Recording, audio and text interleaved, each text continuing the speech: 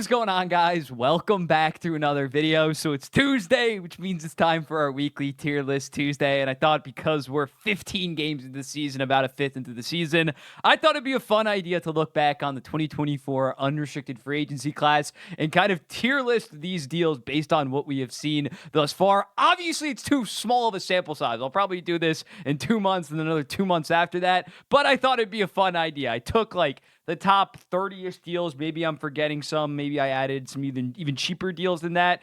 And we're going to go through it right now. These are all the players that truly hit unrestricted free agency. We got Steele. That is amazing surplus value. Good deal. You're probably getting $1 million or $2 in terms of surplus value. Okay, it's pretty dead on the money. Meh, there might be a little bit too much term or just a little bit too much AAV as of right now. And then disaster already, even after 15 games.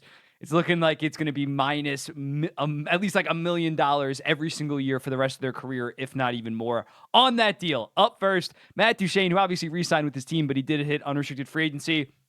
It's a steal. It was a steal last year to get this guy at $3 million.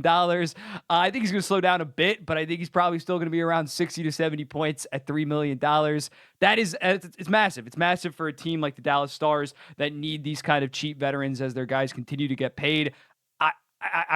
He truly had to take less money on his last deal, considering he was coming off like a 65-point season. Good on him to prioritize winning. We got Brady Shea. I'm going to go with disaster already. 7 years, $7 million. He has not been good. Nashville has actively been a better team with him not on the ice. In terms of his offensive production, he has like 6 points in 16 games. Last night, I was watching that Nashville-Colorado game and thought that he was playing good for most of it, but then he obviously slips and costs them in overtime. It's looking like a disaster already, but I was already pretty low on the deal when it was signed. It's not like I'm massively overreacting to this. To give this guy that's 30 or 31 years old a 7-year deal at a hefty $70 million was absolutely crazy. Chris Tanev, this is tough because obviously I don't think that he's even going to be on the team his final couple years. He's going to be on LTIR. I'm going to go with okay value right now. 6 years, $4.5 million. He's well worth it right now, but those back half of the years, unless he does go on LTIR, could be a little bit tricky, but he's still awesome defensively. Doesn't really offer you a ton offensively, but he's amazing defensively. Still a top 10 defensive defenseman in the entire NHL. Okay value. Steven Stamkos, I'm going to go with Matt. I think he is going to heat up, and I think he's still probably going to go for like 30 and 30, 35 and 35, but I'm not ready to call it a straight-up disaster. I think he's actually getting a little bit overhated right now. I still think he's a very good player. He was a power play merchant a little bit last year, but he's not this bad. He can still be a 30 and 30 guy throughout this deal, which would be very bad, don't get me wrong, but it's only a 4-year deal at $8 million. Oliver Ekman-Larsson, I'm going to go with a good deal. What is this? A 4-year deal at $3.5 million. He is that puck-moving defenseman that the Toronto Maple Leafs severely lacked last year. Yes, they didn't score a lot of goals because of their forward court, but also they lacked, outside of Morgan Riley, an actual offensive defenseman. I think he's been exactly that. So for $1 million less than Chris Tanev, and more importantly, 2 less years at the end there, he's probably not going to have to get thrown on LTIR. Very good deal for the Toronto Maple Leafs. Brandon Montour, I'm going to go with okay value. He was actually worth his around $7 million contract, considering what he did the prior 2 years with the Florida Panthers. He wasn't a Rod Brindamore merchant. It's still a little bit too much term early on, but he has really been a very good offensive defenseman for the Seattle Kraken, especially with Vince Dunn, who has been hurt. He's earning his keep right now. Matt Dumba, his underlying numbers are absolutely horrendous, even though it's just a 2-year deal at $3.75 million. It's a brutal deal as of right now. Brendan Dillon, I'm going to go with okay value. I think he's living up to his contract. I have his contract right here. I just forgot it for a second. I think it's $4 million for 3 years. I think that's perfectly good value. He's not some absolute stud, but he's around the $4 million defenseman that's starting to get up there in age. Yakov Trenin has 1 point in 15 games right now, but his defensive numbers are pretty awesome, and that's a reason why Minnesota has been so good defensively. I know that this isn't an updated pick, so you're probably like, you didn't even know that was Jakub Trenin, but I don't have his ESPN pick for Minnesota. It wasn't available for some reason. I'm going to go with meh right now. I think the offense is going to improve. It's horrible offense right now, but he was definitely brought in to be a defensive bottom sixer, so I'm just going to go with meh. Still 4 years, $3.5 million is too much. But I can't say it's a full, utter disaster, considering it's not insane term or insane AAV. I'm just going to go with meh right now. Victor Arvidsson, it's 2 years at $4 million. I think he's going to bounce back. He has not been producing much for the Edmonton Oilers right now. But I still think it's only $4 million, and I think he's going to get back on track. Sean Monahan, prove me wrong. Hand up. He has been a legit number 1 center for the Columbus Blue Jackets right now. It's still a 5 or 6 year deal at $5.75 million. $5.5 million for 5 years. I don't love it for the Columbus Blue Jackets time frame. That's what I was more concerned with because like the final 2 years of that deal, they might be competing. He might be regressing. But in terms of just him, I think it's a pretty fine deal. He's definitely worth north of $5.5 million right now. So good on them. David Perron has not really offered a ton of offense as of thus far for the Ottawa Senators. You got to put it in May. It's only a 2-year deal at $4 million. Alex Wenberg's actually been pretty solid for the San Jose Sharks, a good veteran presence. I'm going to go with okay value. It's 2 years at $5 million. You got to add context here that he's not on some contender. I think he's filling the role that they signed him in order to do. So I'm going to put him in okay there. Jake DeBrusk, I'm going to go with okay. I think this could be a good deal. Right now he has 8 points in 13 games, and that's playing with Elias Pettersson, who has just not been that good out of the gate. I know if he's making $5.5 million, you should be able to create some of his offense. But the expectation was for him to be that winger for Elias Pettersson. So the fact that he's still around like 50-point pace, I'm going to go with okay value, and it definitely could go up. 7-year deal is a little bit risky, but I like it right now. Cam Talbot, 2 years, $2.5 million. You got to go with Steele, the way that he is keeping the Detroit Red Wings somewhat afloat in like a Eastern Conference playoff race. At this point, he has been one of the few positives of that team thus far. Tyler Bertuzzi, it's not looking like that good of a deal. Let me pull it up right now. It's 4 years, $5.5 million. I can't say it's a disaster because it's not like Chicago's trying to like contend throughout the duration of that deal, but it's definitely been a little bit disappointing. I think he has like 4 points in his first 16 games right now. It's not good.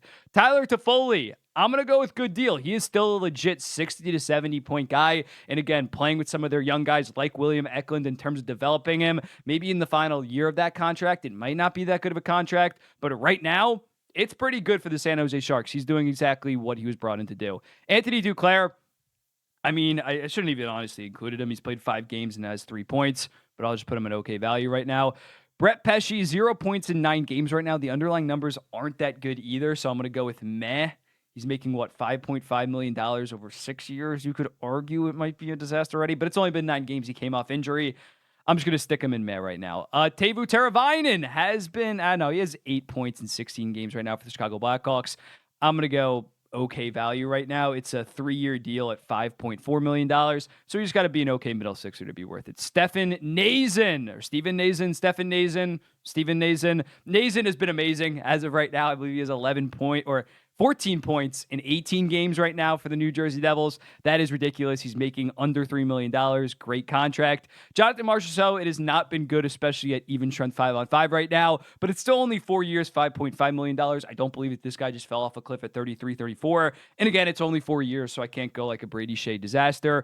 Warren Fogle, production hasn't been there. The underlying numbers have been okay. I'm going to go with meh right now. His deal is 3 or 4 years at around $3.5 million. Vladimir Tarasenko, you can't go a disaster because it's a 2-year deal, but his deal is 2 years, $4.75 million. He's not producing that much offensively right now. I think he has like 4 or 5 points, and he is a solely offensive winger right now. It's not like he's a Jakob Trenin that's bringing stuff defensively.